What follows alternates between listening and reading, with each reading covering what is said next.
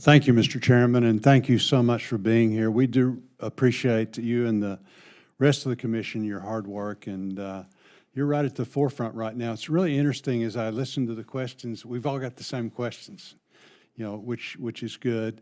One of the things certainly that's come up in regards to telemedicine, you've already talked about that, but I just want to also mention how important. I was on a phone call with Seema Verde the other day, and again, these are not, don't quote me exactly, but she made a statement that we'd gone from 10,000 a week telemedicines to over 1 million.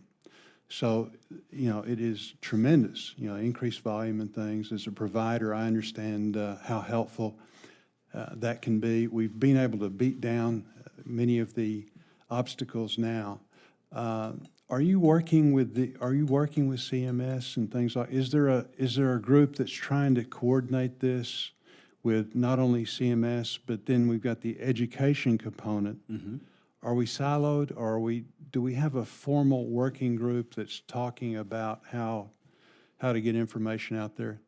A great question, Senator. Even before the pandemic, we had been working with CMS, among others. In fact, I had sat down with Administrator Verma, I want to say 2 years ago, a year and a half ago, on some of these very issues. And that collaboration has only ramped up during the pandemic. And we've also established collaborations with the Department of Education, with other federal agencies to make sure we're all swimming in the same direction. And that's essential to make these solutions pop. Yeah, because the world is very different now than it was, 2 years ago or whenever. So yeah, I would really encourage, some sort of a formal whatever that simply has to be. Yeah. Are we able to give our schools? Are you all collaborating in the sense of giving them good information as to if they're lacking now? What are some of the potential alternatives that they could reach to? We are, within the constraint of current law, we've been working to change some of our rules to enable school districts to get better access to technology. For example, waiving the gift rule, which prohibits providers from offering and school districts from accepting or soliciting Wi-Fi connected devices and hotspots and the like. But at the end of the day, the law restricts us to providing services to classrooms. And one of the things we encouraged as part of the CARES Act negotiation was the creation of a remote learning initiative, somewhat similar to what Congress gave us the authority to do in the COVID-19 telehealth program, but a streamlined education initiative to do essentially the same thing.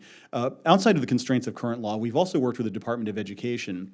The CARES Act provided a total of $16 billion that local school districts will ultimately be able to use for, among other things, education technology. And we've got a relationship with DOE now to help educate state and local governments about the availability of these funds and the importance of using them for remote learning.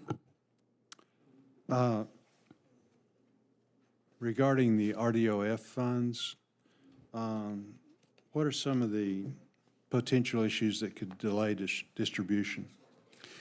I think we're on track right now. We just adopted final auction procedures, which will help us move towards that October 29th reverse auction date.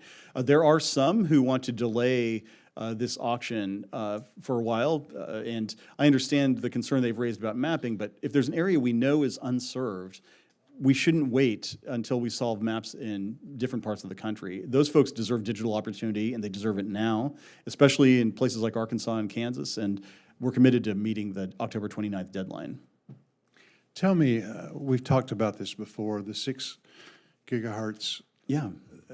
The concern about interference with devices. Absolutely. I think we're talking to DOE and some things like that. Are we doing that? Are we alleviating some of the concern that we have that there could be harmful interference? We believe we have. The Commission unanimously adopted a 6 gigahertz order, which makes available that spectrum for unlicensed operations. And we did that in a way that protects incumbents from harmful interference. For example, indoors, unlicensed devices such as Wi-Fi routers and the like have to operate at a lower power level, 5 dB as opposed to 8 dB, which the industry wanted.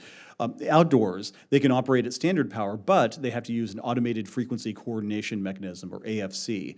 So essentially, to boil it down, if there's an incumbent operation in a particular area, this database will sense that and will tell the unlicensed device, you can't use the spectrum, there's an incumbent here, so go, look somewhere else to find that spectrum. And that's one way, one of the critical ways that our engineers came up with for threading that needle, promoting better Wi-Fi, but protecting incumbents. And so are we doing some testing to make sure that it's not just on paper, but that's actually going to work that way? Absolutely. My understanding is that our staff and other stakeholders in the industry, electric utilities and others, have been consistently working, comparing notes and doing some of that testing to make sure. But we're always open to getting new information from the field. Good. Well, thank you very much, and we do appreciate your good work. Thank you.